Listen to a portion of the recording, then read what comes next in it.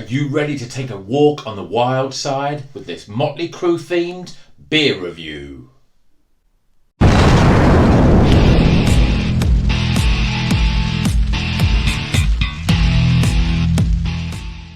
Welcome back to Rocker's Beer Review, and today we've got a very special day. We are going to do a review of a Motley Crue album called Too Fast for Love, which is their first album, and also a beer review of Polly's Livewire.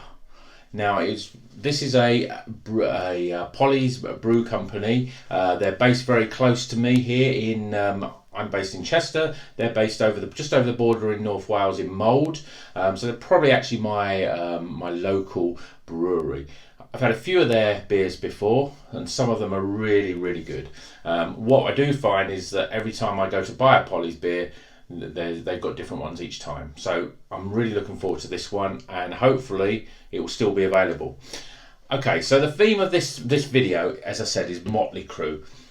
Big rock band Motley Crue. I'm sure most of you know who they are. Just a quick shout out to one of my friends, that's Bingo Mason. He says there's not enough rock on this channel. I mean, how much more rock do you need? So here we're talking about Motley Crue. We're talking about their album Too Fast for Love, which this beer called Livewire, the song Livewire was apparently inspired by the brewer when he was making this beer, and he was looking for a name, and he was listening to the Motley Crue album, and Livewire was the song that he thought he would come up with. So that's why this one's called Livewire. I'm going to have a little competition, see if you're paying attention. It's just for fun, there's no prizes involved. But basically, if you, I'm going to be mentioning a few Motley Crue song names throughout the whole of the video. And I want you to, in the comments below, to tell me the number of Motley Crue songs that you hear as I'm reviewing the beer and reviewing the album. So, without further ado, let's crack open that beer. So, this is a Polly's, and it is a India Pale Ale, and the name of the beer is called Livewire, and you want to have a bit of a tongue twister that. So let's get this into a glass and see what it's like.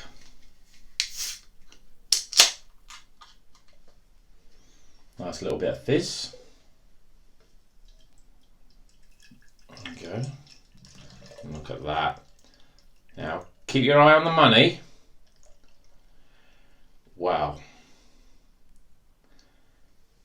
Now, if looks could kill, that is a thing of beauty. Okay, let's get some aromas here. Wow, it's tropical fruits again.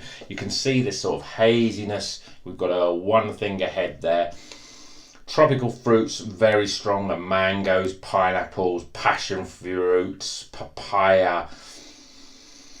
A slight sort of citrus, blood orange. And a slight hint of a sort of pink grapefruit, a subtle grapefruit smell. It's very, very sticky sweet, this one. Okay, let's give it a taste, shall we? Cheers, everyone.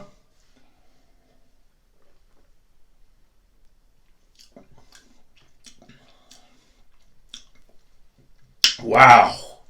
Kickstart my heart.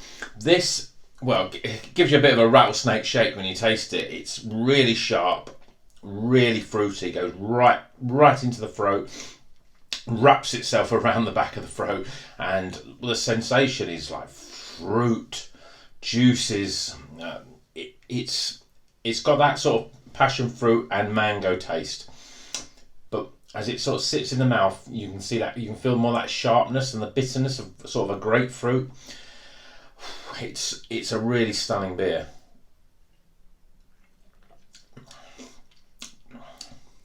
Yeah, that is fabulous. Let's have a quick look at the can, see if there's any more information on here.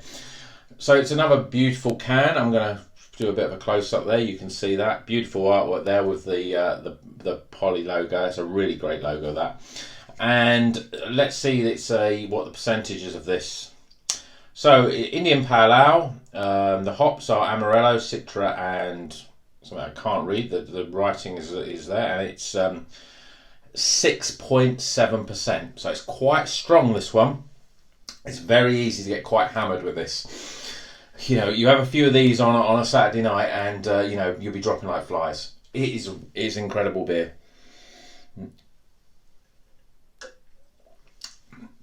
Polly's is a really good brewery, small brewery in North Wales in Mold.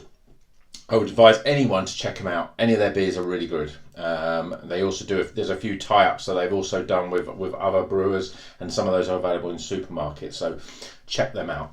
So that is the beer. Now on to the album review.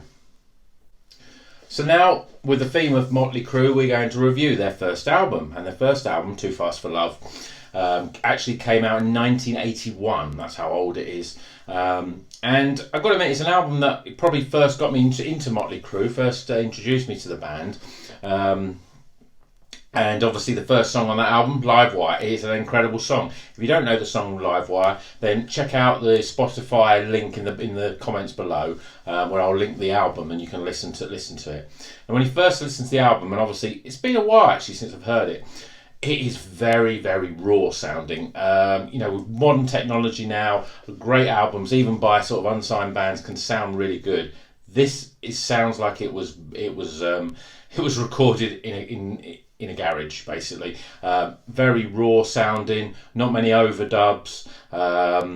I think they probably literally played all the songs live and just put them down on tape that way. Obviously back then, they wanted to sort of capture some of the sort of punkiness of it. They were quite a punk influenced type of band. And let's go through some of the songs, shall we? So Livewire, that's the first song, is really good. A few other tracks there, quite a few rocky ones, but Merry Go Round, that's a little bit different. It's quite melodic, really great track. And then there's some real good rockers on there. So Take Me to the Top, Piece of Your Action, and the title track Too Fast for Love. They're the standout tracks for me. There's quite a lot of cowbell. If you like cowbell, then you might enjoy this album. Now, I've always felt Motley Crue it was all about image over music a little bit more. I think as you see the albums after this album develop, they get better and better in terms of their songwriting, their music ability. And I think that culminated in Dr. Feelgood, which was probably one of their best albums in my opinion. So, what do you think? Have you heard that album? What do you think? Is it a good album? Where does it fit in terms of Motley Crue's top albums? And I want you to tell me below in the comments. Also, that is near the end of the review now. I've mentioned quite a few Motley Crue songs. Have you picked them all out? Let me know, and we'll have a bit of fun with that. Okay? So that's the end of Rocker's Beer Review for another video. We'll see you in the next one. Keep on rocking.